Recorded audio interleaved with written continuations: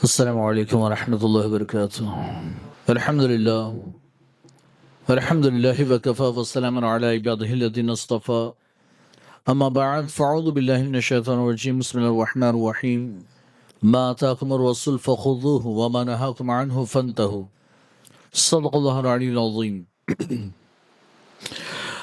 بخاری شریف کی تیسری حدیث کا درس جاری تھا۔ اللہ کے رسول صلی اللہ علیہ وسلم پر جب پہلی وحی نازل ہوئی، اقرأ بسم ربک الذی خلق، خلق الانسان من علق، یہ 5 آیتیں جب نازل ہوئی غار حرا میں، سرکار حجرہ مبارکہ میں واپس آئے حضرت خدیجہ کے پاس، آپ کو چادر اڑائی گئی، پھر حضرت ورقہ کے پاس، پہلے تو حضرت خدیجہ نے تسلی دی، آپ کی تعریف فرمائی، آپ کے اوصاف بیان کیے اور بتایا کہ جس کے ایسے اوصاف ہوں اللہ اسے صحیح سلامت رکھتا ہے، اسے کبھی ضائع نہیں فرماتا۔ پھر اپنے چچا زاد بھائی حضرت ورقہ بن نوفل ابن اسد ابن عبد العزیٰ کے پاس لے گئی، اور میں نے بتایا تھا ورقہ جو ہے وہ مکہ سے نکلے دین حق کی تلاش میں، تو پھر نصرانی ہو گئے، عیسائی دین حاصل کیا، کئی پادریوں سے علم حاصل کیا، بہت زیادہ بوڑھے ہو چکے تھے، نابینا ہو چکے تھے، آنکھوں سے نظر نہیں آتا تھا۔ حضرت خدیجہ ان کے پاس لے گئی، سارے حالات سرکار نے بیان فرمائے، تو حضرت ورقہ کہتے ہیں آہا، یہ تو وہ ناموس ہے جو حضرت موسیٰ پر آیا تھا، یہ تو وہ ناموس ہے جو حضرت موسیٰ کے پاس آتا تھا، یہ تو وہی ناموس۔ اب ناموس کسے کہتے ہیں؟ ناموس کہتے ہیں جو راز کی اچھی باتیں، یعنی کہ بھلائی کی، خیر کی، راز کی باتیں بیان کرے، اسے ناموس کہتے ہیں، اور جو شر کی، برائی کی، چھپی ہوئی باتوں کو بیان کرے اسے جاسوس کہتے ہیں۔ جاسوس کا کام کیا ہے؟ وہ بھی چھپی ہوئی باتیں لا کر بتاتا ہے کہ فلاں نے ایسا کیا، وہ ایسا، وہ ایسا، وہ بھی چھپی ہوئی باتیں کھنگال کر، ڈھونڈ کر، تلاش کر کے لاتا ہے، لیکن وہ باتیں کیسی ہوتی؟ بری باتیں ہوتی ہیں، لوگوں کے عیب تلاش کر کے لاتا ہے اور بیان کرتا ہے، تو وہ جاسوس، اور جو بھلائی کی چھپی ہوئی باتیں لا کر بیان کرے اسے ناموس کہتے ہیں۔ اور اس ناموس سے مراد حضرت جبریل امین علیہ الصلوۃ والتسلیم، تو کہا یہ تو وہ ناموس ہے۔ پھر کہتے ہیں کہ آپ کی قوم، اے کاش کہ میں اس وقت جوان ہوتا، طاقتور ہوتا، مضبوط ہوتا، کہ جب آپ کی قوم آپ کو شہر مکہ سے نکال دے گی تو سرکار ارشاد فرماتے ہیں او مخرجی، کیا وہ لوگ مجھے نکال دیں گے؟ سرکار کو یقین نہیں آ رہا کہ مجھے نکال دیں گے، مجھے، یعنی اب تک تو حال یہ ہے کہ وہ مجھے صادق و امین کہتے ہیں، حال یہ ہے کہ مجھ سے بڑا سچا کسی کو نہیں مانتے، مجھ سے زیادہ امانت دار کسی کو نہیں مانتے، میری بڑی عزت کرتے ہیں، مجھ سے بڑی محبت کرتے ہیں، ہے نا؟ پورے اہل مکہ کی آنکھوں کے تارے اللہ کے رسول صلی اللہ تعالی علیہ وسلم حضور کو دیکھ لیتے تو سب متفق ہو جاتے، یعنی کبھی لڑائی جھگڑا بھی ہوا، حضور کو دیکھا تو سب کہتے ہیں یہ جو کہہ دیں گے ہم مان لیں گے، یہ جو کہہ دیں گے مان لیں گے، اتنی محبت، اتنی محبت کہ تو وہ مجھے نکال دیں گے۔ آپ یعنی کہ ایک واقعے کی طرف اشارہ کروں کہ جب خانہ کعبہ، حضور کی عمر 25 سال کی تھی، اس وقت خانہ کعبہ کی تعمیر ہو رہی تھی، یعنی خانہ کعبہ بہت بوسیدہ ہو گیا، دراریں پڑ چکی تھی، سیلاب کا پانی آنے کی وجہ سے بہت خراب ہو چکا تھا، تو لوگ سوچ رہے تھے کہ نہیں تعمیر کریں، تو کیسے کریں؟ کچھ لوگوں نے کہا کہ گراتے ہیں پھر سے تعمیر کرتے ہیں، گراتے ہیں پھر تعمیر کرتے ہیں، دوسروں نے کہا یہ کام ہمارا نہیں ہے، گرائیں گے تو عذاب آ جائے گا، پتہ نہیں آگ نازل ہو جائے، پتھر گر جائے، ہم مر جائیں، کچھ بھی مصیبت آ سکتی، تو ہم تو نہیں گراتے۔ تو ہر کوئی ڈر رہا تھا، خانہ کعبہ کی دیوار کو گرانے سے ڈر رہا ہے، حالانکہ نیت تو یہی ہے کہ ہم کو تعمیر کرنا ہے نا؟ ہاں، تو اب یہ ڈر رہے ہیں کہ میں کیسے کریں گے۔ بہت سے لوگ تو ایسے آج کل کے زمانے میں ہوتے ہیں کہ اچھی خاصی مسجد کو گرا دیتے ہیں اور نئی مسجد تعمیر کرتے ہیں، بس یہ کہ پہلے والی بھی ٹھیک ہی تھی، اچھی تھی، لیکن تھوڑا اور خوبصورت بنانے کے لیے گرا دیا۔ حالانکہ مال وقف، یہ جو چندے کا مال ہے، اس کو خرچ کرنے کے بھی بڑے مسائل ہیں کہ کہاں خرچ کرنا، کہاں خرچ نہ کرنا، تو ایسے ہی نہ گرا دیں، ضرورت ہو، مجبوری ہو تو گرانی چاہیے۔ بہرحال تو ڈر رہے تھے کہ گرائیں گے کہیں عذاب نہ آ جائے. تو ایک بوڑھا آدمی تھا کفار مکہ میں، ایک بوڑھا آدمی تھا بہت ضعیف، بہت بوڑھا.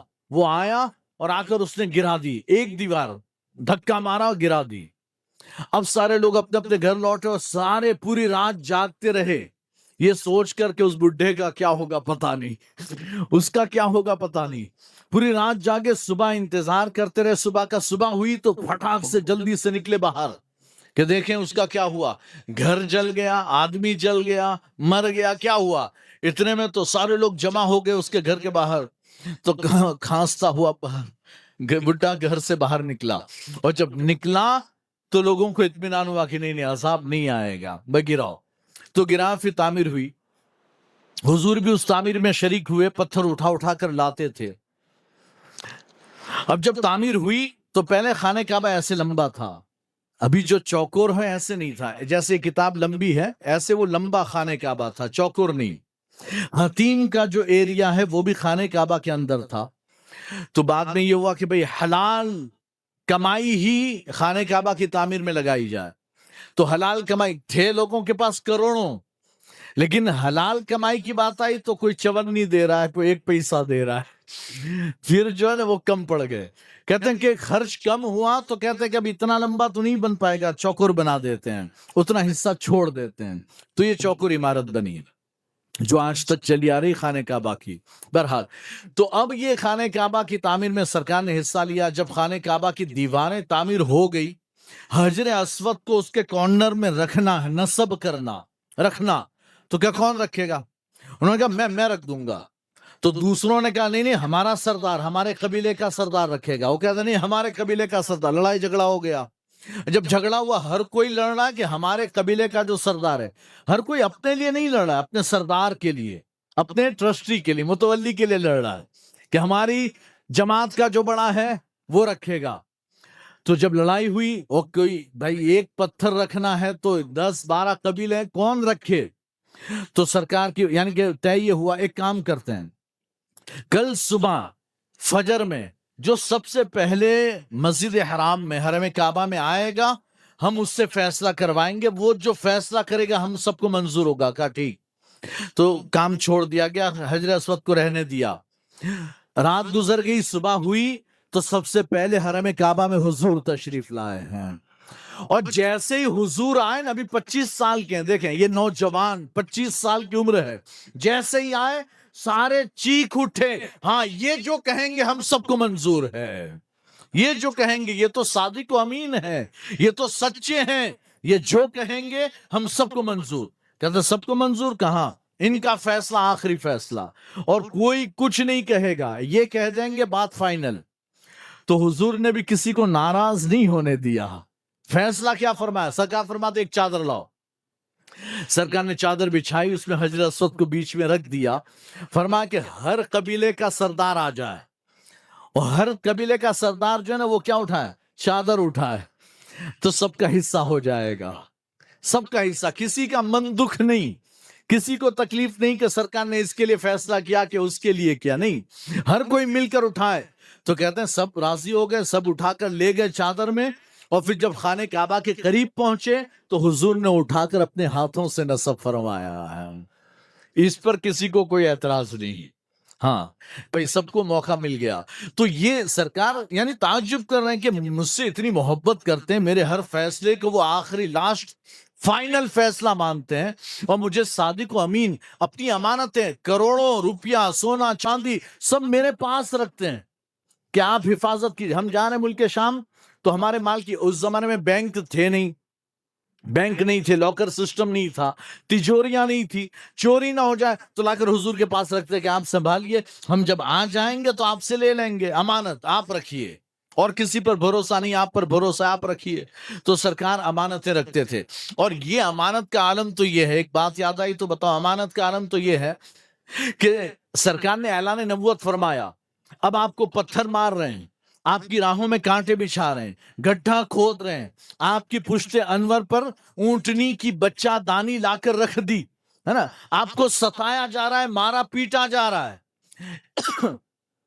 لیکن امانت داری کا حال یہ کہ امانت تو اب بھی حضوری کے پاس رکھتے ہیں، امانت تو اب بھی وہیں رکھ رہے ہیں. वो दुश्मनी साइड में, अमानतदारी अलग बात है। दुश्मनी अलग है, अमानतदारी है। मारना भी इन्हीं को, अमानत भी ले जाकर हमारी अमानत संभाल के आप रखिए। इसलिए तो आपने सुना होगा जब सरकार ने हिजरत फरमाई तो अपने बिस्तर पर मौलाए कायनात को लेटाया और फरमाया, अली ये जितने लोगों की अमानतें हैं सबको देकर फिर तुम मदीना आ जाना, सबकी अमानतें अदा करके फिर तुम आना। तो वहां मुसलमानों की अमानतें नहीं, सारे कुफ्फार और मुशरिकीन की अमानतें थी। तो सरकार ने फरमाया सबको अदा करके फिर आ जाना। बहरहाल तो सरकार को यकीन, मुझे निकाल देंगे। तो हज़रत वर्का कहते हैं कि जितने भी आपकी तरह, जितने भी आपसे पहले आए और उन्होंने ऐलान नबूवत किया, अल्लाह का पैगाम पहुंचाया, तो हर एक के साथ यही सलूक हुआ है। हर एक को निकाला गया, हर एक को उनके वतन से निकाला, उन्हें सताया गया। तो आपके साथ भी ये मामला होकर रहेगा।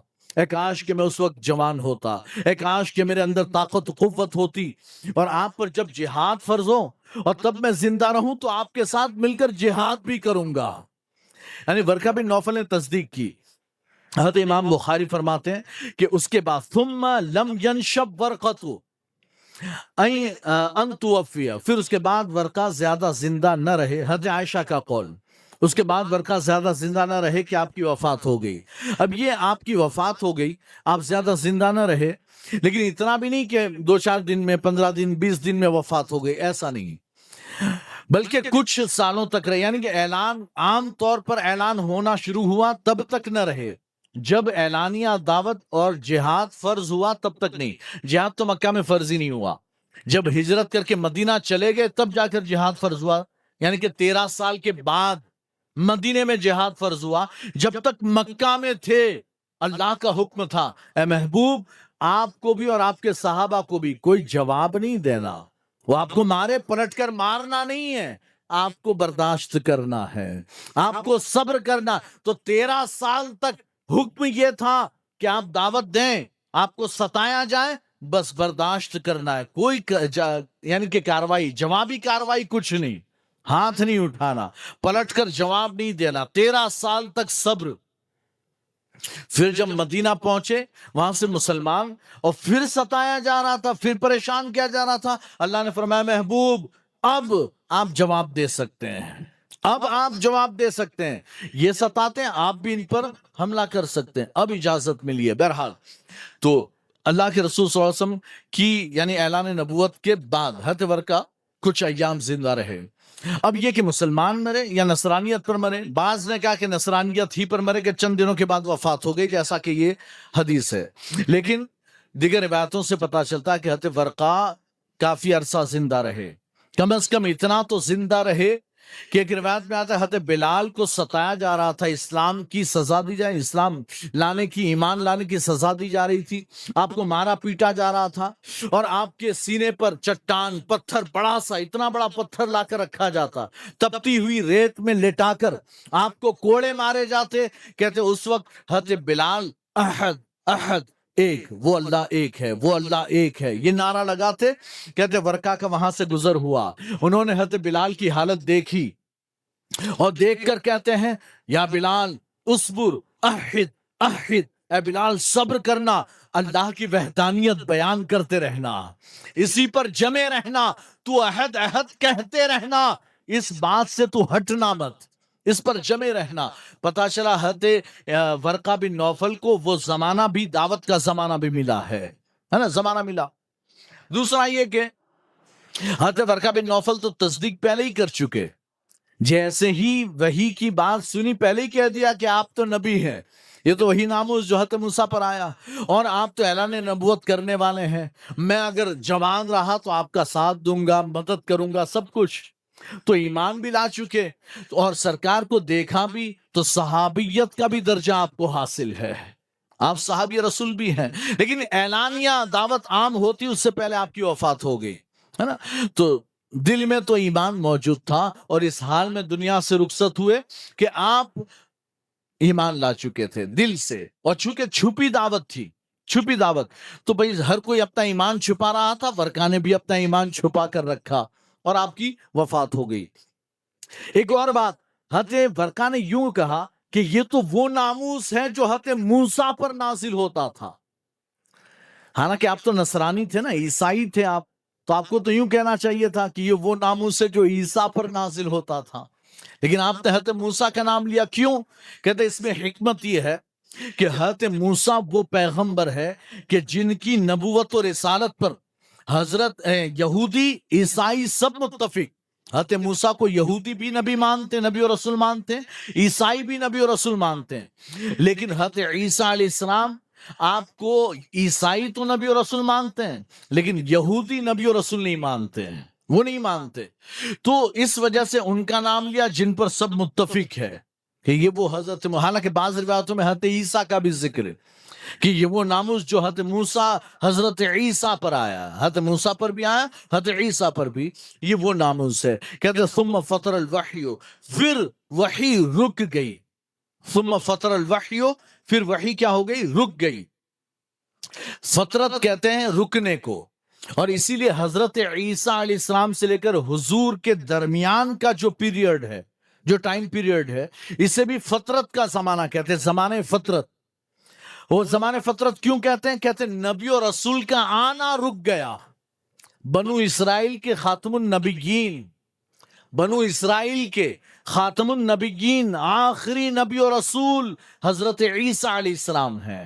حضرت عیسیٰ آخری نبی اور رسول بن کر آئے بنو اسرائیل کے، سارے انبیاء و مرسلین کے نہیں، بنو اسرائیل کے آخری پیغمبر بن کر آئے. ان کے بعد 570 سال تک کوئی نبی و رسول نہیں، کوئی نبی و رسول نہیں. 500 سال کا زمانہ، بلکہ 600 سال کے ہیں. 570 میں تو حضور کی ولادت اور 610 میں آپ نے اعلان نبوت فرمایا، تو 600 سال کا زمانہ حضور اور حضرت عیسیٰ کے درمیان کہ جب کوئی نبی مبعوث نہ ہوا، تو اسے زمانے فطرت، اسے زمانے فطرت کہا جاتا ہے کہ بغیر نبی اور رسول کا زمانہ. اب حضرت عیسیٰ کی تعلیمات جہاں تک تھی وہاں تک تھی. حضرت عیسیٰ کائنات کے لیے نبی اور رسول بن کر نہیں آئے، وہ بنو اسرائیل کے لیے، اپنی قوم کے لیے اور ایک مخصوص خطے کے لیے نبی اور رسول بن کر آئے، تو وہیں تک تھی. تو باقی سب لوگوں کے لیے تو اگر کوئی ایسا ہو، جیسے مکہ میں ایسے بہت سے لوگ گزرے کہ جو بت پرستی نہیں کرتے تھے، ایک اللہ کو مانتے تھے، عبادت تو کبھی نہیں کی، بس ایک اللہ کو مانتے اور کسی نبی اور رسول کو بھی نہیں مانا، ایسوں کو موحد کہا جاتا ہے. موحد، نہ وہ مومن نہ مسلم نہ عیسائی نہ وہ یہودی، کچھ نہیں، وہ موحد یعنی ایک اللہ کے ماننے والے. ایسے بہت سے تھے. خود حضرت ابو بکر صدیق موحد تھے، حضرت حکیم ابن حزام موحد تھے. یہ موحدین میں سے تھے، یعنی ایسے لوگ کہ جنہوں نے کبھی بت پرستی نہیں کی، ایک اللہ کو مانا، نہیں پہچانتے، بس اللہ کا تصور تو تھا. تو ایک اللہ کو مانا کہ ایک اللہ وہ خدا ہے، اس کے سوا ہم کسی کو نہیں پوچھتے، ہم کسی کو نہیں مانتے. باپ لے بھی گیا بت پرستی کے لیے تو منع کر دیا، اس کو میں نہیں مانتا، اس کو نہیں مانتا، یہ اپنی ناک پر بیٹھی ہوئی مکھی نہیں اڑا سکتا، یہ میرا خدا، میں بھوکا ہوں مجھے کھانا دینا، مجھے کپڑے دینا، نہیں دیے، کہتے یہ خدا یہ کیا مدد کرے گا. یوں کہہ کر واپس آ گئے صدیق اکبر، ہے نا، بچپن میں جب چھوٹے تھے بچے، تب یہ کہہ کر واپس آ گئے اور کبھی عبادت نہیں. اور سرکار کی جوانی میں دوستی بھی ایسے لوگوں سے تھی جو موحد تھے. حکیم ابن حزام سے دوستی تھی، ابو بکر صدیق سے دوستی تھی، اور دو چار ایسے اور موحدین تھے جن سے حضور کی دوستی تھی. بہرحال تو یہ موحد کہلائے. بعد میں صدیق اکبر، حکیم ابن حزام، یہ تو مومن ہو گئے کہ حضور نے اعلان نبوت فرمایا تو پھر یہ ایمان لے آئے. لیکن حضور کے آبا و اجداد حضرت عبداللہ، حضرت سیدہ آمینہ، حضرت عبد المطلب، ہے نا، یہ ہاشم، کہتے ہیں یہ سب بھی، انہوں نے بھی بت پرستی نہیں کی، یہ بھی ایک اللہ کے ماننے والے موحد تھے. علامہ جلال الدین سیوطی نے حضور کے آبا و اجداد کے ایمان پر، حضور کے والدین کے ایمان پر 9 رسالے لکھے ہیں. امام جلال الدین سیوطی نے 9 رسالے یعنی 9 کتابیں لکھی حضور کے والدین کا ایمان ثابت کرنے کے لیے. اعلیٰ حضرت نے بھی 3-4 رسالے لکھے ہیں، ہے نا. اور انبیاء و مرسلین کے آبا و اجداد میں کبھی کوئی बाप दादा में कोई मुशरिक नहीं आया, कोई काफिर, कोई मुशरिक, कोई नहीं, जितने थे सब मुवहिद। कि अल्लाह ने इस नूर को हज़रत आदम से मुंतकिल करते करते हज़रत सैयदना अब्दुल्लाह तक ये नूर आया, तो जितनी पुश्तों में और जितने पेटों में वो मुंतकिल हुआ, वो सब के सब या तो मुवहिद थे या मोमिन थे। ये हुजूर की शान है। बहरहाल अब ये तो मैं कह रहा था कि फतरत का माना रुकना, नबियों का सिलसिला रुक गया तो फतरत का जमाना, और वही रुक गई तो फतरत का जमाना। अब ये जमाना कितना था, वही कितने दिन रुकी रही? तो कुछ लोगों ने कहा 3 साल, कुछ ने कहा 2.5 साल, कुछ ने कहा 1 महीना। हज़रत अब्दुल्लाह इब्न अब्बास की रिवायत के चंद दिन, गिनती कोई नहीं, चंद दिन तक रुकी रही, गिनती नहीं पता। किसी ने कहा 1 महीना, किसी ने कहा 40 दिन। लेकिन कहते हैं कि ये जो अब्दुल्लाह इब्न अब्बास का कौल है कि चंद दिन जिनकी कोई गिनती नहीं, उतना रुकी, यानी रुकी रही, और ज्यादा से ज्यादा वो 40 दिन हो सकता है। ज्यादातर उलमा ने 3 साल बयान किया, 2.5-3 साल। लेकिन ये बहुत लंबा अरसा है, और इतना लंबा अरसा कि जिसमें दावत का काम ना हुआ हो। हालांकि इस 3 साल में बहुत से लोग मुसलमान हुए, हज़रत खदीजा हैं, मौलाए कायनात हैं, सिद्दीक़ अकबर हैं, ज़ैद इब्न हारिसा, ऐसे बहुत से लोग, बहुत से गुलाम, हज़रत बिलाल हबशी हैं, और जितने ऐसे बहुत से हैं कि जो ईमान ले आए। अच्छा, एक और बात याद आई तो मैं बताऊं, एक वाकया बयान किया जाता है हज़रत बिलाल हबशी के बारे में।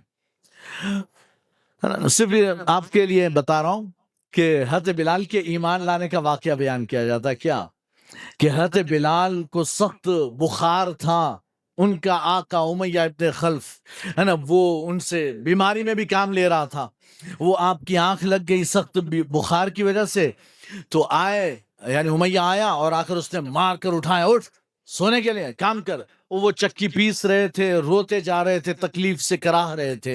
हुजूर का वहां से गुजर हुआ, हुजूर ने सुना रोने की आवाज, आप गए कि कोई तकलीफ में है, देखा कि बिलाल चक्की पीस रहे हैं, कहा कि क्या हुआ? कहा सख्त बुखार है, कमजोरी है, और फिर भी आका मार कर गया कि चक्की पीसो। तो हुजूर ने पूरी रात चक्की पीसी और बिलाल से कहा कि तुम आराम करो। तो बिलाल ने आराम किया, हुजूर ने पूरी रात चक्की पीसी। ये देखकर हज़रत बिलाल ईमान ले आए। वाकया बयान किया जाता है, झूठा वाकया है, मेरा दावा है, आप किसी किताब में नहीं दिखा सकते। हदीस तो हदीस, किसी सीरत की किताब में भी आप ये वाकया नहीं दिखा सकते। हदीस तो छोड़ दीजिए, मैं तो आपको थोड़ा और लंबा कर रहा हूं, सीरत की भी किसी किताब में वाकया नहीं। हज़रत बिलाल की जो तबीयत थी वो फितरी तौर पर पाकीज़ा तबीयत थी, इसलिए आप ईमान ले आए। सरकार ने ऐलान किया, यानी दावत दी, हज़रत बिलाल ईमान ले आए, है ना। और वो हज़रत बिलाल के शीन वाला वाकया कब वालों ने बड़ा मशहूर किया हुआ है कि वो जब तक अजान नहीं देंगे सुबह नहीं होगी। ये झूठा वाकया है, झूठा। हज़रत बिलाल की जबान में कोई लुकनत न थी कि वो अशहदो की जगह असहदु कहते थे। हज़रत उमर ने शिकायत की, या रसूलल्लाह, ये अश की जगह अस कहते हैं, लोग मजाक उड़ाते हैं, आप किसी और को कहिए। सरकार ने कहा ठीक है बिलाल, कल आसान मत देना। हज़रत बिलाल ने आसान नहीं दिया। हज़रत उमर सोए सोए थक गए कि सुबह क्यों नहीं हो रही है, सोते सोते थक गए कि सुबह क्यों नहीं हो रही है। हुजूर की बारगाह में हाजिर हुए, या रसूलल्लाह सुबह क्यों नहीं होती, है ना, मैं थक गया सो सो कर। सरकार ने फरमाया जब तक मेरा बिलाल आसान नहीं देगा तब तक सुबह नहीं होगी। कि इसका सीन अल्लाह के यहाँ शीन है। अल्लाह के बंदे, झूठा वाकया है, झूठा मन गढ़ंत वाकया, ये भी किसी किताब में नहीं, कहीं नहीं है। हाँ, बस ये कव्वानों ने शुरू कर दिया और ये शुरू हो गया, ऐसा कभी नहीं। हज़रत बिलाल की जबान फसीह बलीग थी, फसीह जबान थी। आप अहले अरब में से हैं, फसीह जबान अरबी बोलते थे, आपकी जबान में कोई लुकनत नहीं। बहरहाल कहने की बात यह कि हज़रत ये वही का जमाना रुका, तो कहते हो सकता है महीना 40 दिन ऐसा। और ये अय्याम जो गुजरे ना बड़े सख्त, सरकार बेचैन, परेशान, मुस्तरिब, ये वही आई नहीं रही। वो एक आई, 5 आए थे, उसके बाद बंद रुक गई। वो जिब्राइल आई, यानी कि वही लेकर नहीं आते, हालांकि कभी जिब्राइल आते हैं, कभी इसराफिल आ जाते हैं, तसल्ली दे रहे हैं, सरकार को तसल्ली दे रहे हैं, आकर बातचीत करते हैं, बातचीत हो रही है, लेकिन वो वही लेकर नहीं आ रहे हैं। और अब यानी जब वही नहीं आ रही, काम जिब्राइल का नहीं ना, काम तो कलाम इलाही का है। मोहब्बत जिब्राइल से वो नहीं है जितनी मोहब्बत कलाम इलाही से है। اور یہ ایک بار آ کر رک گئی. آپ سوچے جسے محبت ہو کسی سے اور اس سے بات بند ہو جائے, جس سے محبت اور اس سے بات بند ہو جائے تو بندے کی کیا کیفیت ہوگی, وہ کتنا پریشان ہوگا, ہے نا.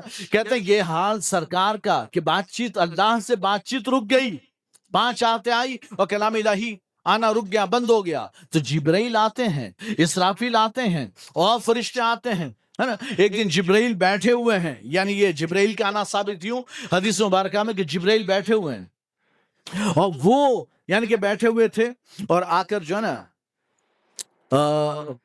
اللہ کے رسول کی بارگاہ میں اچانک چرچراہٹ کی آواز آئی. سرکار حضرت جبرائیل عرض کر, یا رسول اللہ آپ نے آواز سنی؟ کر کے آواز آئی. کہا ہاں آواز تو آئی, کہاں سے آئی؟ تو حضرت جبرائیل عرض کر, یا رسول اللہ یہ جنت کا, آسمان کا وہ دروازہ کھلا جو آج تک کبھی نہ کھلا تھا, کبھی نہیں کھلا تھا, وہ دروازہ کھلا. اور کوئی دروازہ بہت سالوں تک اگر بند رہے تو تھوڑا سا چرچراتا ہے نا. کہتے ہیں یہ بہت سالوں, یعنی کہ کبھی کھلا نہیں, پہلی بار کھلا, اس لیے چرچراہٹ کی آواز آئی ہے. کہتے ہیں کہ یا رسول اللہ ایک وہ فرشتہ جو آج تک نہ کبھی کسی کے پاس آیا, نہ آئندہ کبھی کسی کے پاس آئے گا, وہ آپ کی بارگاہ میں آ رہا ہے. وہ کون؟ حضرت اسرافیل علیہ السلام. حضرت اسرافیل, اسرافیل کون ہے؟ وہ سور پھونکنے والے. تو سور لے کر کھڑے انتظار میں کہ کب اللہ کا حکم ہو میں سور پھونکوں. وہ تو انتظار میں, وہ ایک دن آ گئے ہیں, سور سائیڈ میں رکھا, آ گئے زمین پر. اور کیوں آئے؟ کہتے ہیں کہ وہ آئے اور آ کر کہتے ہیں یا رسول اللہ آپ کو بشارت ہو, خوشخبری ہو, اللہ نے 2 نور ایسے آپ کو عطا فرمائے جو نہ اس سے پہلے کسی کو عطا کیے, نہ پھر آئندہ کسی کو عطا ہو. کیا کہتے ہیں؟ سورہ فاتحہ اور سورہ بقرہ کی آخری کی 2 آیتیں اللہ نے یہ 2 نور آپ کو اور آپ کی امت کو عطا فرمائے ہیں, آپ سے پہلے کسی کو عطا نہ کیے گئے. تو بہرحال حضرت اسرافیل کبھی, حضرت میکائیل ہمیشہ آتے رہے فطرت کے زمانے میں, کبھی کبھی جبرائیل بھی آتے رہے, لیکن وہ حال نہیں, یعنی کہ وہی لے کر نہیں. تو سرکار بے چین پریشان کہ کیا ہوا, اللہ ناراض ہو گیا, وہ کلام کیوں نہیں بھیجتا, وہ مجھ سے بات کیوں نہیں کرتا, کیا اللہ تعالیٰ ناراض ہو گیا؟ یہ یعنی یہ کیفیت, یہ ستا رہی, آپ پریشان ہیں. اور پھر اس کے بعد یہ جو 40 دن یعنی جو بھی پیریڈ تھا, جو ایام تھے وہی کے رکنے کے, جب وہ ختم ہوئے, اگلی حدیث میں اس کا ذکر آ رہا ہے کہ پھر کیا معاملات ہوئے. حدیث نمبر 4 امام بخاری نے جو بیان کی, اس میں اس کے بعد کا یہ فترت کے زمانہ ختم اور دوسرے نمبر کی جو آیتیں آئی ہیں اس کا ذکر انشاءاللہ پھر آئندہ اتوار میں بیان ہوگا. السلام علیکم ورحمۃ اللہ وبرکاتہ.